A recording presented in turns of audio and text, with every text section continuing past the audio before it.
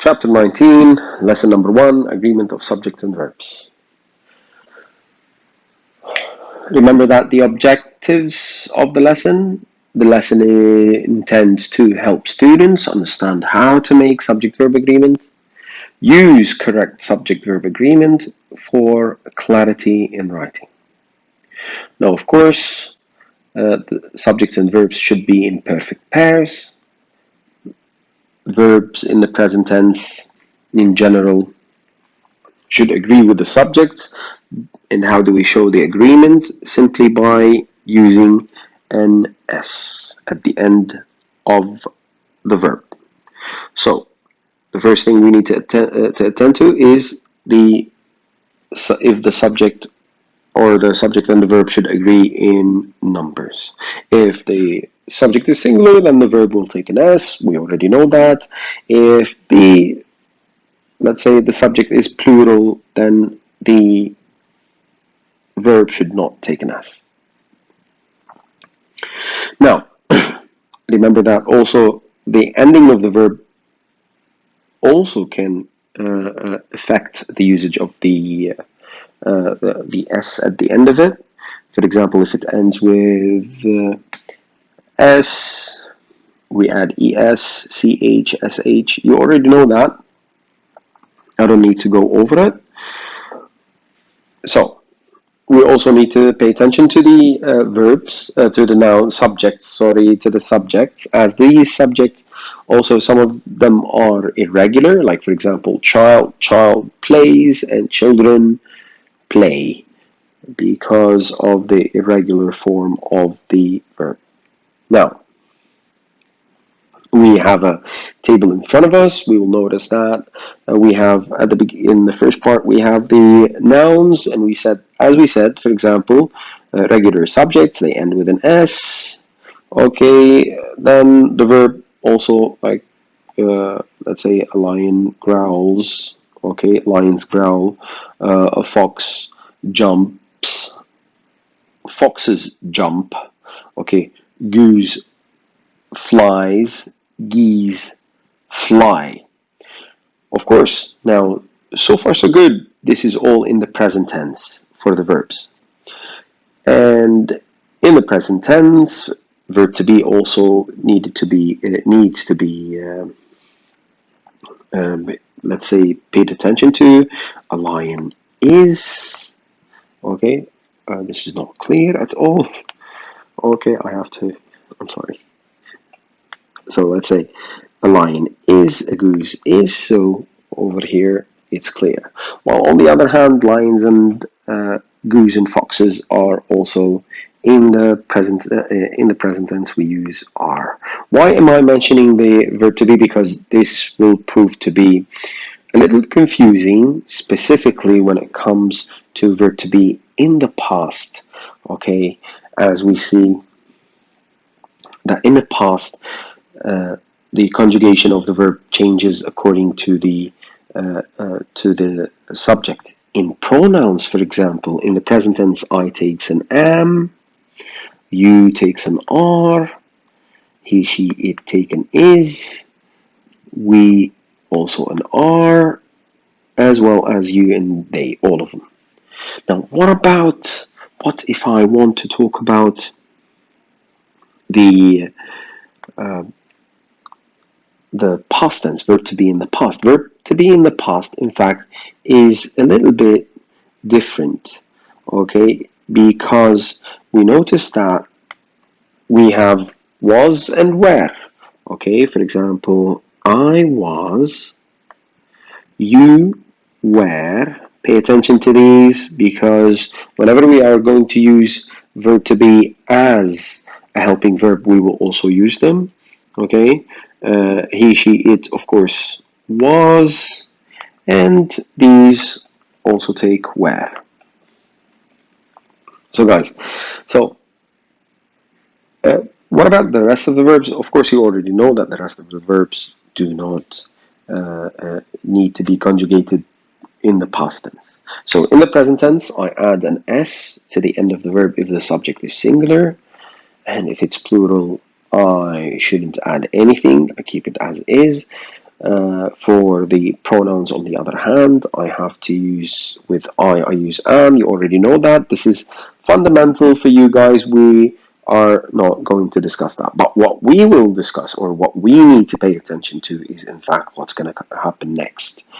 The next part of the lesson, in fact, is connected directly to the SAT. Okay, of course, we've already discussed this. A singular subject takes a singular verb. A plural subject takes a plural verb. Remember the endings over there.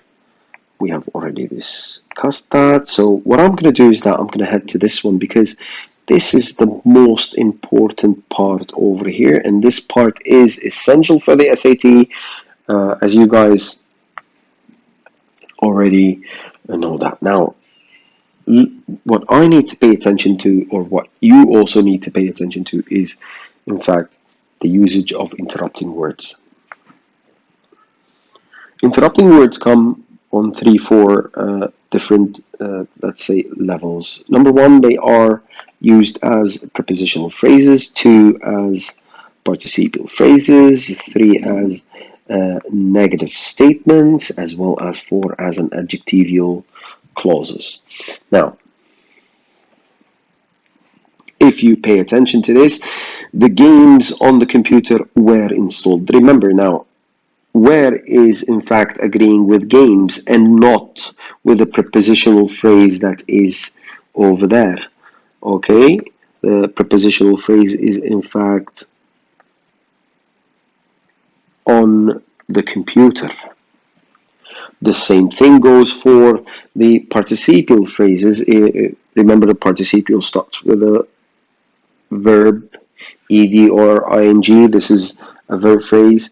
Okay, so the monitor is mine here. The monitor in fact is is agreeing with the monitor because the monitor is the subject that I need to talk about.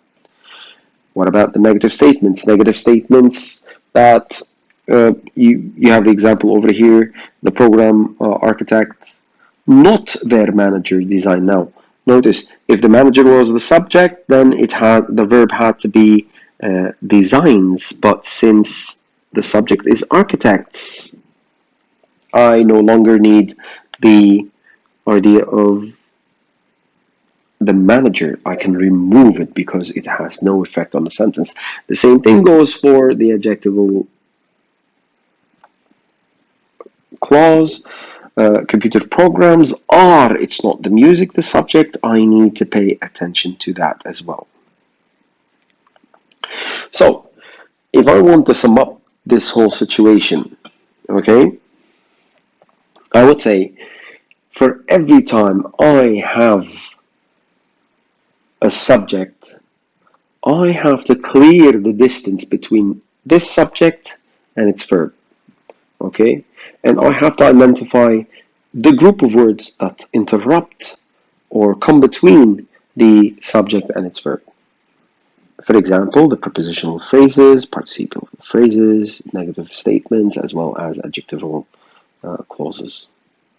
Now remember that sometimes that the prepositional phrases or the prepositions used in prepositional phrases are a little bit confusing. And we call these the compound prepositions, like for example, in addition to, as well as, along with, together with. Out of experience, I've seen many people fall victims for the misunderstanding over here. Remember that these introduce actual prepositional phrases, just exactly in the same manner as we had the first one. So it is important to remove these because they will not affect the sentence or the flow of the sentence or the subject-verb agreement that we have. Now, if we may take a look at this one. Look at this. Okay. Where are the compound prepositions? The compound preposition is together with. Of course, it covers the prepositional phrase is in fact together with her sister. Here, I need to pay attention that the subject should agree with the verb, not the subject over here is Gail and not her sisters. No, this is not her sisters. Okay, many people believe that it means that Gail with her sisters. We're talking about a group. These are not a group. Please pay attention to this and don't fall for it. This doesn't mean it's a group, okay? It is not. Okay? The same thing goes for the boys as well as my uncle. Again, if I may highlight the prepositional phrase, notice the compound preposition at the beginning of the phrase, and remember that the verb has to agree with the subject. In short, a subject-verb agreement should be maintained in every sentence that you use. Every subject, if it's singular, then it takes a singular verb. In other words, the verb takes an S. If the subject is plural, it should take a plural verb. That verb should not take an S. I should eliminate anything that comes in between the subject and the verb to check its, let's say, compatibility or agreement. Uh, I should also be aware of the compound prepositions that might come in between the verb and its subject, creating a little bit of confusion. Good luck, guys. There will be an assignment online. I hope that you guys attempted, and I hope that you have found this to be helpful.